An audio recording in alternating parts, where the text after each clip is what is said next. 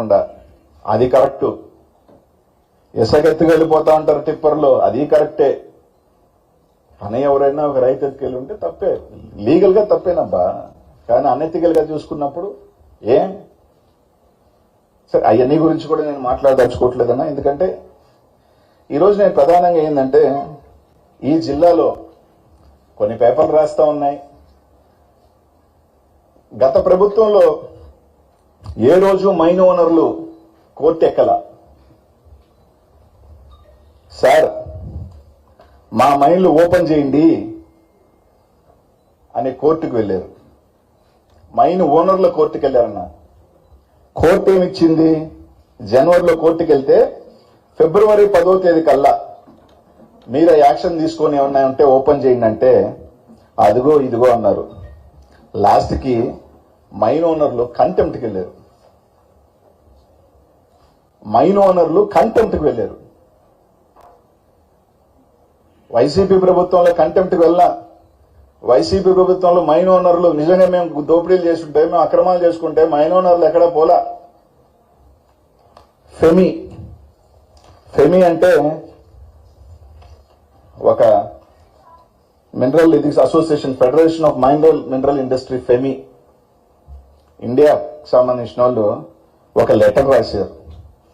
వేలాది మంది జీవితం కోల్పోతున్నారు, మైన్లు ఓపెన్ చేయలేకుండా మేము డెడ్ రెంట్ కట్టుకోవాల్సి వస్తుంది, మేము బాడుగలు కట్టుకోవాల్సి వస్తున్నాం, దయచేసి ఓపెన్ చేయమని చెప్పి ఫెమి ఒక లెటర్ రాసింది.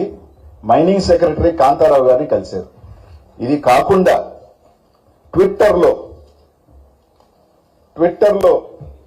ఈ రాష్ట్ర ముఖ్యమంత్రిని ట్యాగ్ చేస్తూ రాసిన వార్తలు ఇవన్నీ కూడా ట్విట్టర్లో.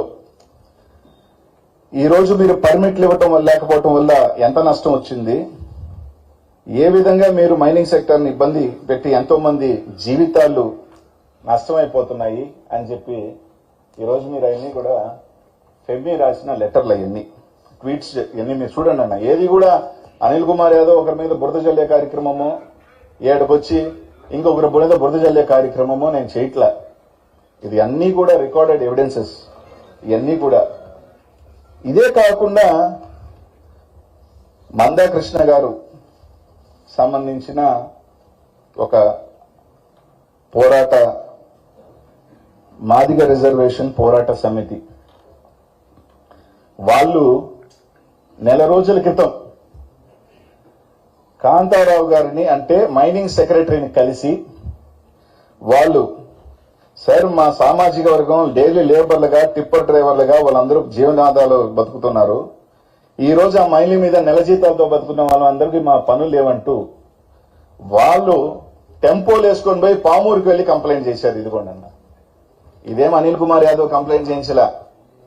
కృష్ణమాదిగ గారు పెద్ద ఆయన కొద్దిగా ఇప్పుడు టీడీపీ ప్రోగానే ఉన్నారు అనుకుంటున్నా, పోరాటాలు చేసే పెద్ద ఆయన కొంచెం. ఈరోజు వాళ్ళకి సంబంధించింది చేసింది ఇది అనిల్ కుమార్ యాదవ్ నిందే. ఇట్లా ఇవన్నీ చూసిన తర్వాత ఏంట్రా ఈ ముఖ్య కారణం, దీని వెనకాల ఎవరు బడా నాడు నడుస్తున్నారు అంటే, ఒకసారి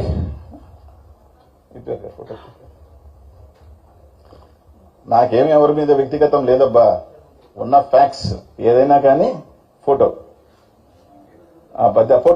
పెట్టమ్మా పైన. సార్ నెల్లూరు ఎంపీ గారు వేమిరెడ్డి ప్రభాకర్ రెడ్డి గారు పెద్దలు, మా జిల్లా అంతా కూడా ఆయన్ని దానకర్ణులు రకరకాలు అంటుంటారు అనుకోండి, ఆయన పెద్దల్ని కలిశారు మైనింగ్ వాళ్ళందరూ. నాకు తెలిసి సెప్టెంబర్లోనో అక్టోబర్లోనో కలిసినట్టున్నారు దాదాపు వీళ్ళందరూ మైనింగ్ వాళ్ళు.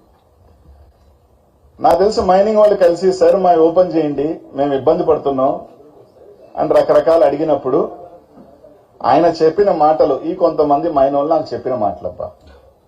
నాకు తెలుసు మైనింగ్ కష్టాలు, నాకు తెలుసు మైనింగ్ ఇబ్బందులు ఏంటో, నాకు అసలు సంబంధమే లేదు దీంట్లో. ఈ రకరకాల పేపర్లో వస్తున్న వార్తలకి ఎలా వస్తున్నాయో నాకు తెలీదు. కొంతమంది నా ప్రత్యర్థులు రాయిస్తున్నట్టున్నారు నా మీద వరవలేక. ఇప్పుడే నేను మంత్రి గారికి ఫోన్ చేసి చెప్తాను మీ ఓపెన్ చేయమని చెప్పి, కాబట్టి మీకు ఎటువంటి ఇది లేదు, కాబట్టి మీరు ధైర్యంగా వెళ్ళండి, మిమ్మల్ని అండగా ఉంటాను అని చెప్పాడు ఆయన ఎంపీ గారు. ప్రజాప్రతినిధి గెలిచిన ఎంపీ గారు ఇది చెప్పారన్నది నేను విన్నా, నాకు తెలిసిన information.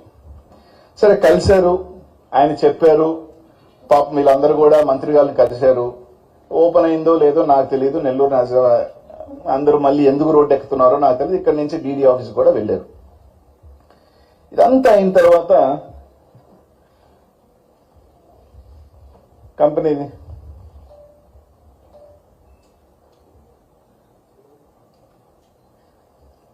Lakshmi quartz sand private limited November 22వ తారీఖున ఈ కంపెనీ పెట్టారు. నాకు వ్యాపారం అంటే దీని మీద నాకు సంబంధం లేదు, నాకు మక్కువ లేదు, అసలు ఇదంటే నాకు తెలియదు, మీరు ధైర్యంగా పోండి ఓపెన్ చేసుకోమని చెప్పిన పెద్ద ఆయన ఆ కంపెనీలో ఒక డైరెక్టర్ వేమిరెడ్డి ప్రభాకర్ రెడ్డి గారు. మీరు చూడండి సార్, కొంచెం పైకెత్తమ్మా పేరు, మేబీ రాదేమో, కింద పైకి జూమ్, కింద ఇంకా పైకి రాని.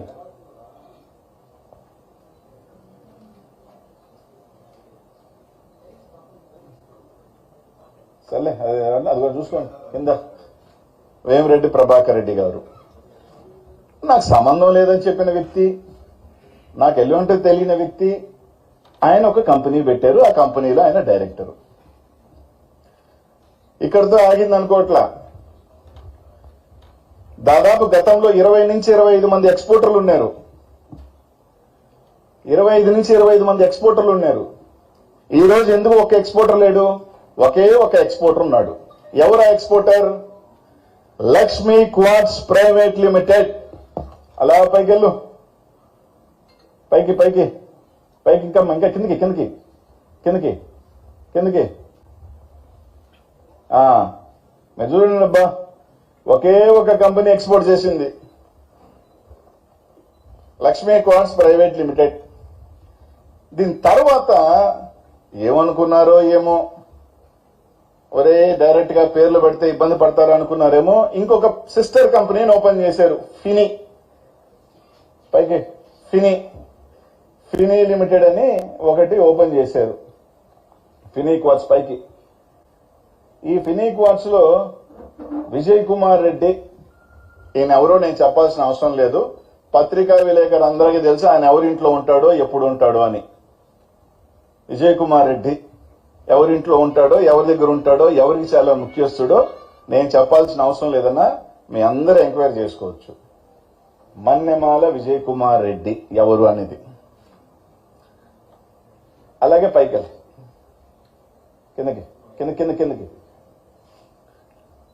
తీరా చూస్తే మళ్ళీ ఎవరు ఎక్స్పోర్ట్ చేశారు అంటే ఒకే ఒకరు ఎక్స్పోర్ట్ చేశారు, అది ఫినీ క్వార్ట్జ్. అంటే గత 4 నెలలుగా చేసింది ఎవరు అంటే లక్ష్మీ క్వార్ట్జ్, ఫినీ క్వార్ట్జ్.